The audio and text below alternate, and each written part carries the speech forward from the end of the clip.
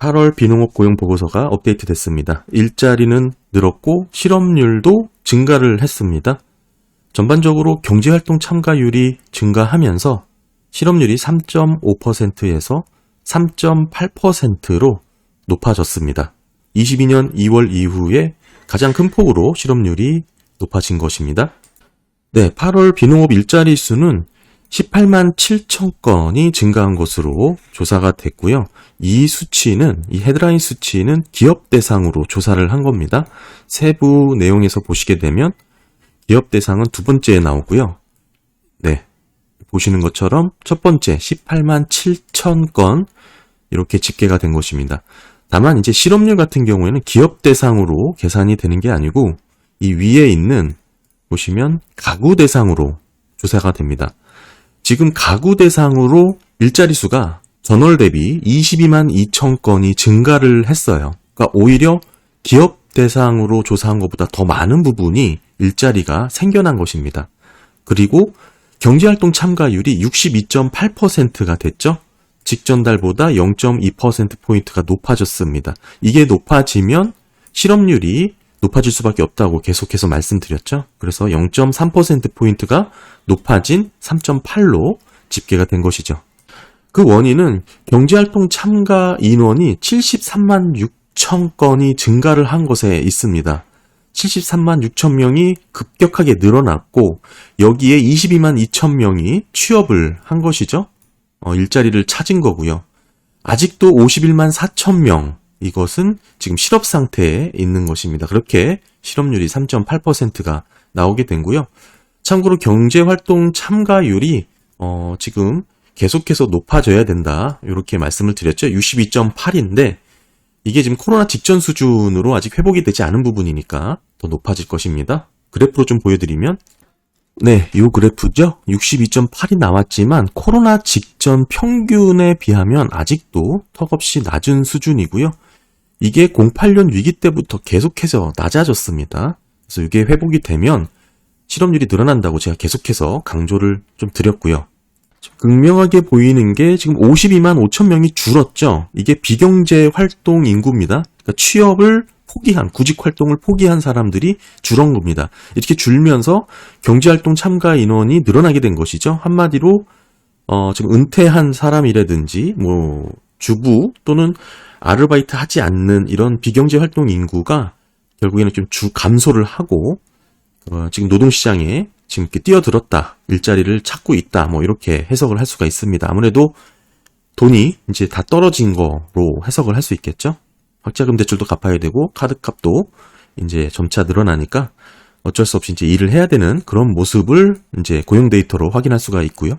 아직까지는 보시는 것처럼 일자리를 잃었다, 그래서 실업률이 증가했다라기보다는 취업하겠다는 사람들이 늘어나면서 이렇게 증가한 것으로 해석이 되죠. 그래서 골디락스로 이렇게 해석을 하는 부분도 없지 않아 있습니다.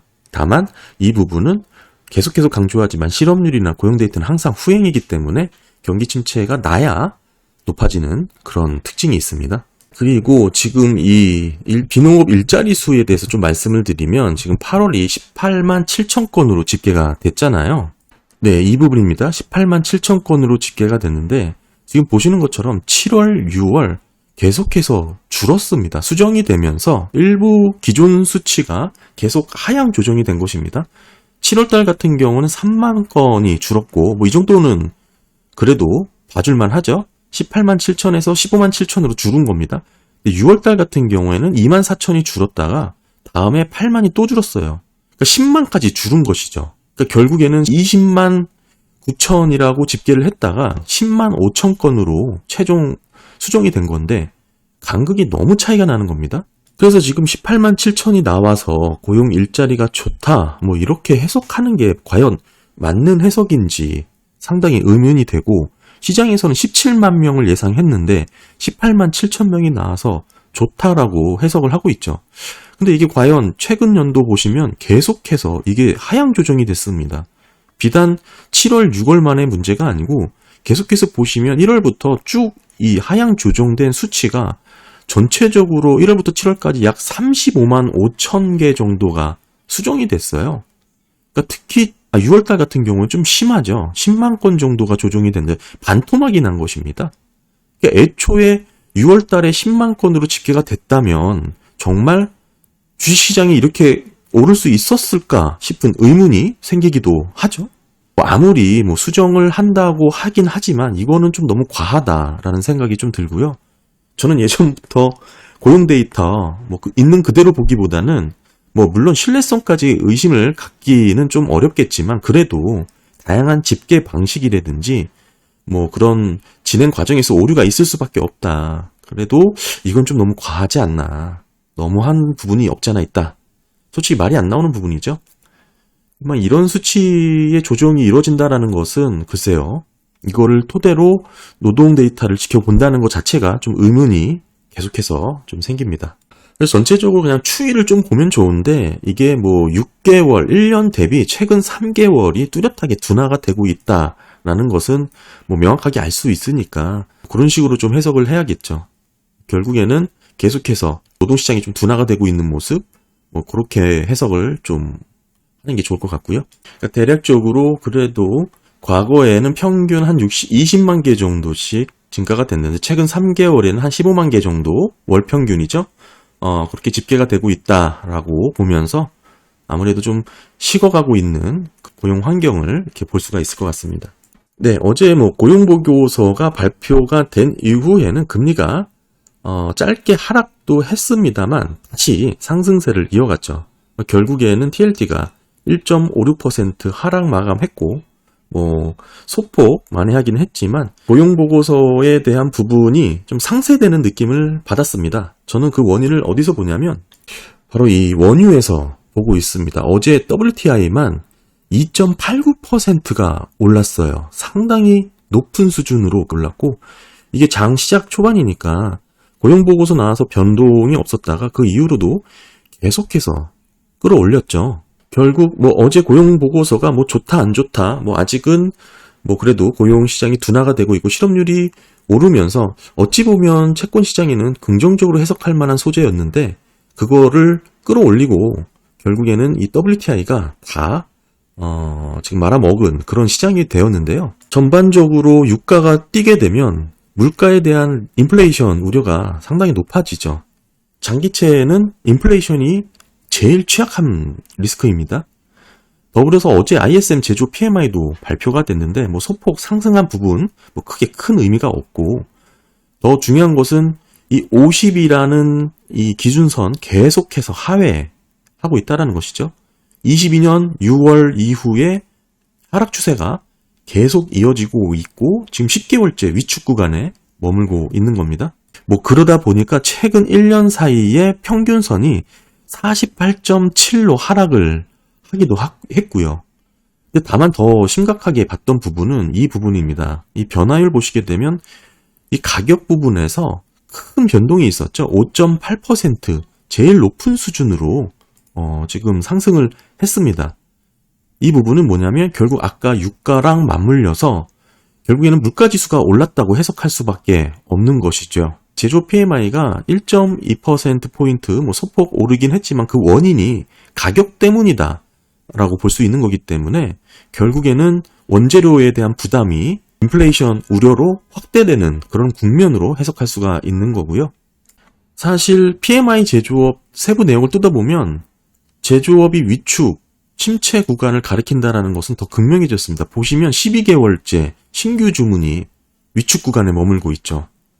더 낮아졌습니다. 직전 달보다 46.8로 더 낮아졌고 제일 핵심이 될 만한 세부 내용인데 12개월째 상당히 수축 영역에 기록을 하고 있고요. ISM이야 소폭 오르면서 이런 모습을 보여주긴 했지만 어제 같이 발표된 S&P PMI도 오히려 더 떨어졌습니다. 지금 49에서 47.9로 8월은 더 하락을 했고요. 전반적인 미국 제조업의 경영 환경 하락세가 더 심해지고 있는 것이죠. 경영 여건 악화가 나타나고 있는 것이고 그 원인으로는 신규 수주가 감소했다라고 S&P 글로벌도 지적을 하고 있습니다. PMI와 동일한 그런 내용이 잡히고 있는 것이죠. 그런 전반적인 환경을 놓고 봤을 때 어제의 WTI 유가의 상승은 상당히 부담이 될 수밖에 없는 것이죠. 지금 배럴당 86불, 85불이 넘어서고 있는 거 올해 최고 수준입니다. 지난 11월 16일 이후에 가장 높은 수준이고 사실상 85불이 넘어가면 장기채에서는 부담이 될 수밖에 없고요. 게다가 시장에서는 한 95불까지는 열어둔 것으로 지금 막 보고 있죠. 사우디가 감산을 4분기까지 이어질 것이라고 나오기도 하고요. 엔화도 역시 지금 보시는 것처럼 상당히 높은 구간에 위치해 있죠. 이렇게 높을 때 10년물 시장금리가 좋은 흐름을 보이긴 어렵습니다. 일본의 환율과는 장기채에 높은 상관성이 있습니다. 상당히 유사한 패턴을 보이고 있죠.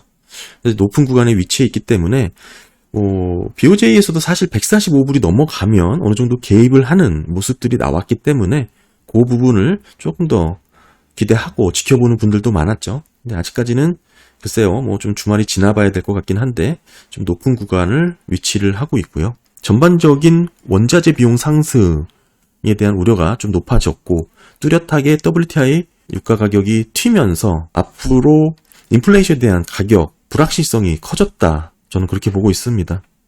그렇긴 하지만 원유 가격이라는 게 사실 다양한 요인에 의해서 변화를 받고 특히 중국이 어제 또 이렇게 부양책을 재차 발표하기도 하면서 디플레이션에 대한 우려가 어느 정도 조금 잠잠해지는 그 틈을 유가가 좀 끌어올린 게 아닌가 그렇게 보고 있고요.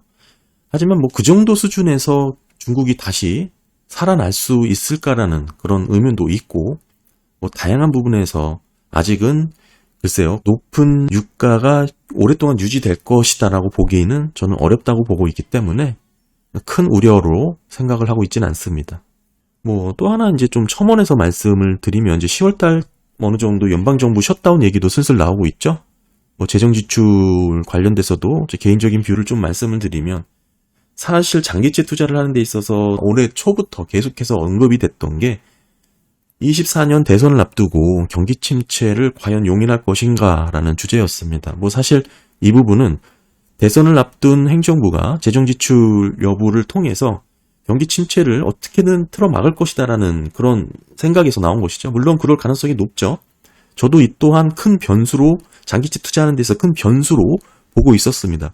그럼에도 왜 장기채 투자를 긍정적으로 봤냐면 워낙에 경제 지표들이 나빴고요. 좋은 게 없었고 게다가 내년 대선 꼭 바이든에게 유리할 것인가라는 의문을 하게 된 것이죠. 아직은 50대 50입니다. 아직은 누가 유리할 것이라고 확정짓기는 어렵고 확 기울어지지 않는 상황이라면 공화당 입장에서는 경기 침체가 더 판을 유리하게 끌 수 있는 상황이겠다라는 생각도 하게 된 것이죠.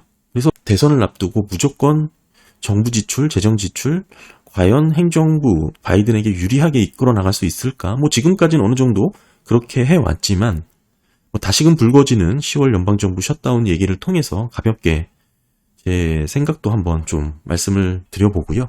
그리고 이거는 위안화죠. 위안화도 상당히 높은 부분에 위치를 해 있죠. 그러니까 어제 그냥 정책을 좀 살펴봤더니 눈에 들어왔던 것은 은행들의 지준율을 낮춰주겠다. 2%인가요? 낮춰주는 걸로. 그러니까 6%에서 4%까지 낮춰주더라고요. 이 뜻은 그러니까 환율 방어를 하겠다는 뜻입니다. 그러니까 일반 은행들이 갖고 있던 달러에 대해서 상당히 지금 방어를 해야 되는 입장에 있는 것이죠. 중국 같은 경우에는 위안화는. 그러다 보니까 결국에는 그런 부분도 채권 시장에는 좀 부정적인 요인으로 작용을 하지 않았을까 생각을 합니다. 여러 가지 요인이 복합적으로 있긴 하겠지만 그리고 장기채 물량 관련해서도 문의 주신 분들이 있는 것 같은데 그건 제가 예전부터 너무 많이 영상에 말씀을 드려가지고 한번 좀 찾아보시면 좋을 것 같고요. 간단하게 말씀드리면 국채, 미국 국채, 특히 장기채에 있어서는 그렇게 큰 우려를 하고 있지 않습니다. 워낙에 수요가 미국채 수요를 걱정한다라는 것은 사실 조금 우려스럽게 볼 만한 부분은 아닙니다. 그것은 어찌됐든 오히려 지금 실질금리가 2%에 다다르는 상황에서 주식에 들어갔던 자금들이 채권으로 넘어오면 넘어왔지 수요가 없다? 많이 늘어서 물량이 많이 늘어서 수요가 부족해질 것이다. 이렇게 보기는 어렵고요. 일시적인 공급이 늘어나면서 어느 정도 변동성은 있을 수 있겠지만 매우 극히 빠르게 안정을 찾을 것이고 결국에는 보험사들 같은 경우에는 상당히 장기적인 그 부채를 상환해야 될 만한 상품을 찾아야 되는데 미국 국채만한 게 없죠.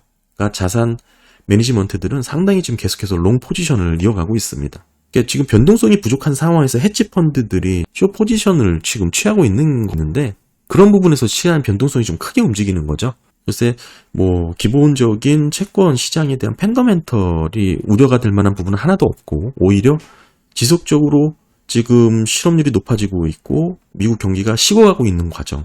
물론 주식시장에서는 지금 이 상태에서 머물길 바라지만 역사적으로 봤을 때 딱 여기서 멈춘 적 없거든요. 대부분 더 가서 부러지거나 침체가 생기는 경우가 더 많았습니다. 뭐 그렇게 이해를 하시면 좋을 것 같고요.